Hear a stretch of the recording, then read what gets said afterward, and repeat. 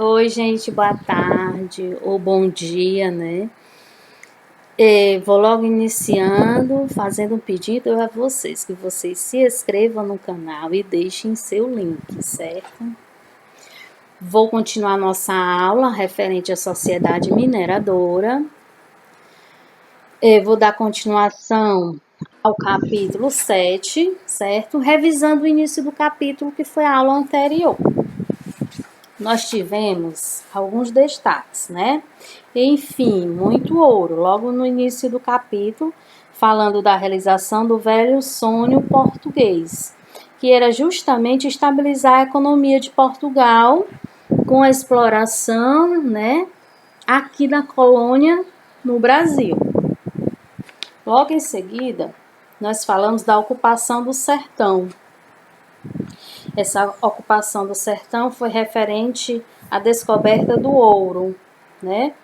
Que o governo de Portugal lançou um decreto em março de 1720, restringindo a imigração para o Brasil. Logo em seguida, nós falamos da Guerra dos Emboabas, né? Que eu dei destaque principal, né? Um dos principais líderes dos Emboabas, que foi Manuel Nunes Viana. Entre esses conflitos que aconteceu, né? O conflito teve fim em 1709. Entre as consequências da Guerra dos Emboabas, nós destacamos o controle da metrópole, elevação de São Paulo à categoria de cidade, criação da capitania de São Paulo e Minas do Ouro, e descoberta de ouro em Mato Grosso e Goiás. De antemão veio o controle da administração das minas pelo governo, né? Logo em seguida se teve Intendência das Minas, que foi justamente criada em 1702. Esse órgão era responsável por tarefas como distribuição das datas, lotes, né, da exploração desse ouro, fiscalização das atividades mineradoras, claro, né? Julgamento de questões referentes ao desenvolvimento dessas atividades pelos mineradores e a cobrança de impostos, né?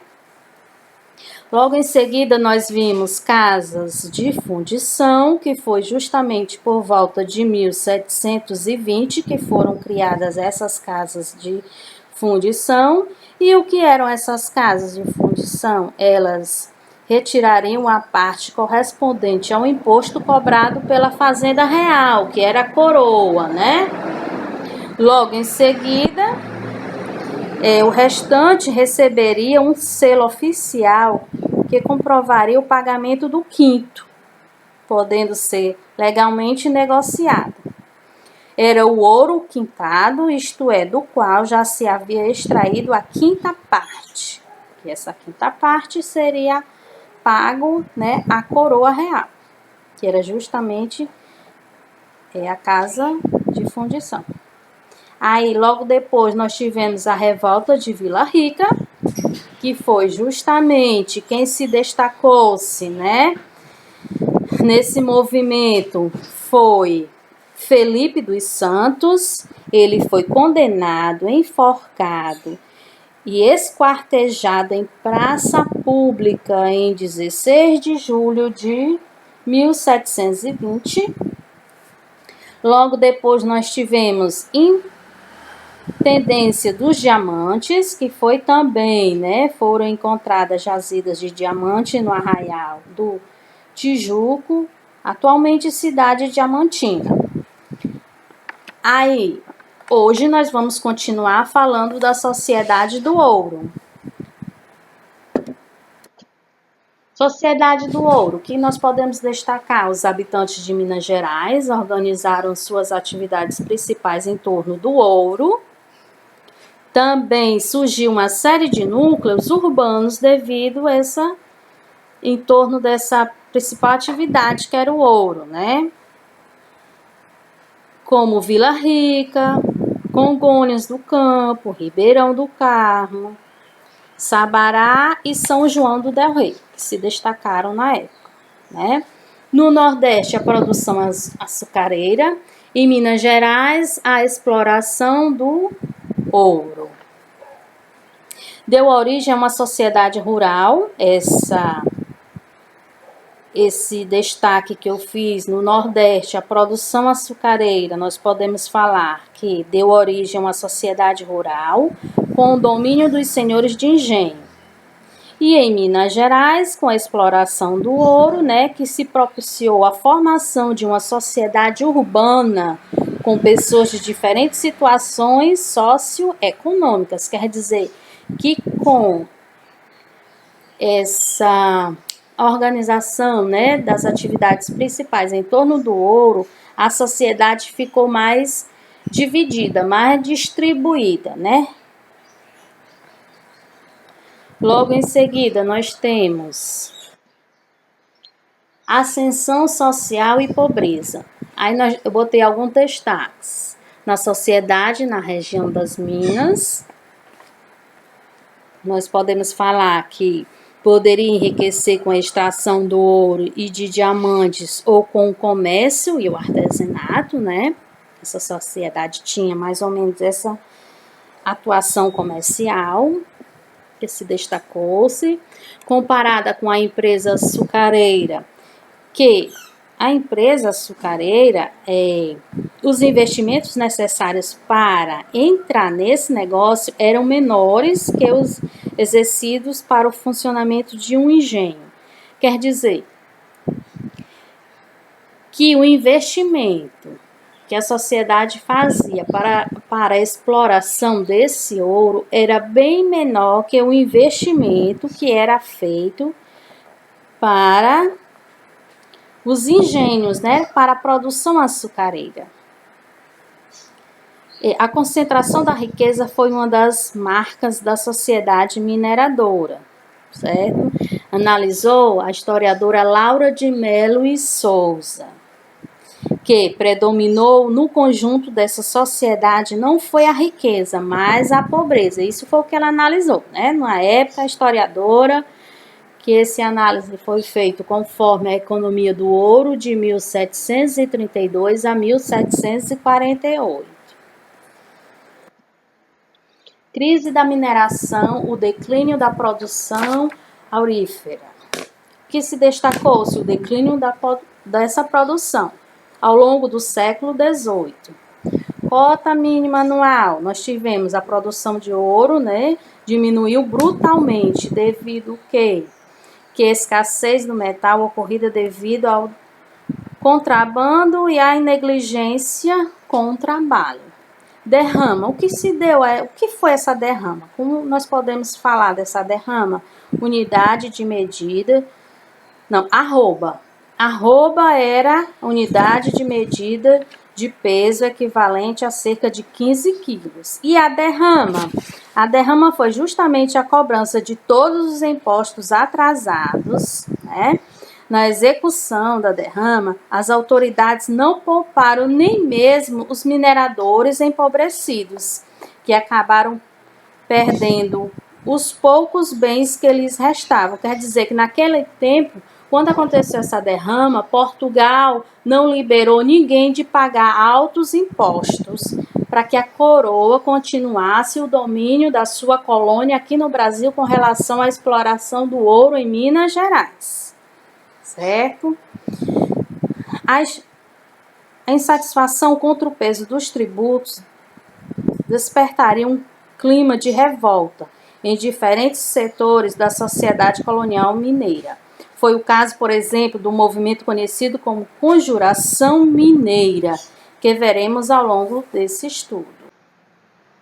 Consequência da exploração do ouro, desenvolvimento das artes, Teve uma grande expansão com relação a artes, devido ao primeiro movimento literário brasileiro significativo, que foi o arcadismo. Vamos já falar um pouquinho sobre isso. Tivemos também entre as principais consequências da exploração do ouro do Brasil no século XVIII. Diversas pessoas entregaram suas riquezas para incentivar a essas artes do ciclo do ouro. Tivemos também a expansão territorial e populacional, né? Que se destacou-se, o ouro atraiu muitas pessoas para o interior do território brasileiro, favorecendo desdobramento e o povoamento do sertão, né? As pessoas saíam do sertão do Nordeste em busca de esperança, né? Tentativa de sorte com a mineração justamente em Minas Gerais. Tivemos também a mudança da capital, que se deu essa mudança que reflete o deslocamento do centro econômico do Nordeste açucareiro para a região mineradora do Sudeste. Tivemos também revoltas coloniais, que se destacou-se entre interesses entre os colonos brasileiros e o governo de Portugal. Tivemos também diversas revoltas foram organizadas na região das Minas. Aí, agora vamos falar um pouquinho do arcadismo, né? É uma escola literária surgida na Europa no século XVIII. O nome dessa escola é uma referência à Arcádia, região bucólica do Peloponeso, na Grécia, tida como ideal de inspiração poética no Brasil. O movimento arcade toma forma a partir da segunda metade do século XVIII. Quer dizer, essa escola literária surgiu na Europa, né? No século XVIII, mas isso foi uma das consequências da exploração do ouro, certo? Que se teve esse desenvolvimento dessa arte, não aqui no Brasil, né? Mas na Europa. Temos aí essa imagem muito linda, né? Eu acho. Dessa igreja, né? Igreja de São Francisco, em Ouro Preto, Minas Gerais. Construída no século XVIII também, com um projeto arquitetônico e diversos elementos ornamentais criados por Aleijadinho. Né? Sem falar que ela tem resíduos de ouro, né? Tem também complementação do ouro, né? Temos também outro destaque. Em seu interior encontram-se pinturas impressionantes do mestre Ataíde, como a Assunção da Virgem no teto da nave. Olha aí, que imagem linda e belíssima. Todas têm ouro, né, gente? Com quem ficou o ouro brasileiro? Grande pergunta, né? Com quem ficou esse ouro brasileiro? Com tudo isso que nós já estudamos, que nós já vimos, surge essa pergunta, né? Aí eu destaquei aí para a gente refletir sobre esse assunto. A quantidade do metal extraída na colônia portuguesa correspondeu a cerca de 50% de toda a produção mundial entre os séculos XV e XVIII. Só 50% desse metal extraído na colônia portuguesa? Como foi feita essa divisão, então, dessa exploração? Para onde foi esse ouro, né? As respostas são complexas. Em primeiro lugar, essa riqueza não ficou na colônia. Olha aí. A região das Minas apresentou vigor econômico e cultural, como mostram as ruas, as igrejas, as construções edificadas na época. Mas isso representa uma parte pequena da produção mineira. Por quê? Porque assim, se a gente for pensar e analisar, quem estava chefiando essa colônia de exploração no Brasil, quem foi? Foi Portugal, né? A coroa portuguesa estava fazendo essa exploração. Mas a gente tem que saber que Portugal tinha uma grande dívida com países da Europa, né? Que Portugal não foi o único beneficiário do ouro extraído de sua colônia. que não superou totalmente a crise econômica que havia mergulhado após o domínio espanhol de 1580 de 1640. Olha aí, né? Uma das respostas para que o ouro não ficasse totalmente concentrado em Portugal. Aí vem mais um pouquinho. A maior parte do ouro brasileiro, vejam bem, escoou para a Europa, olha aí, servindo ao enriquecimento de outras nações. Entre elas, nós podemos destacar a Inglaterra, né? Que o ouro brasileiro transferiu-se em grande parte para as capitanias inglesas, constituindo para o desenvolvimento do processo da industrialização da Inglaterra. Quer dizer que o ouro brasileiro não ficou concentrado na colônia portuguesa no Brasil, não. Ele foi distribuído para toda a Europa, né?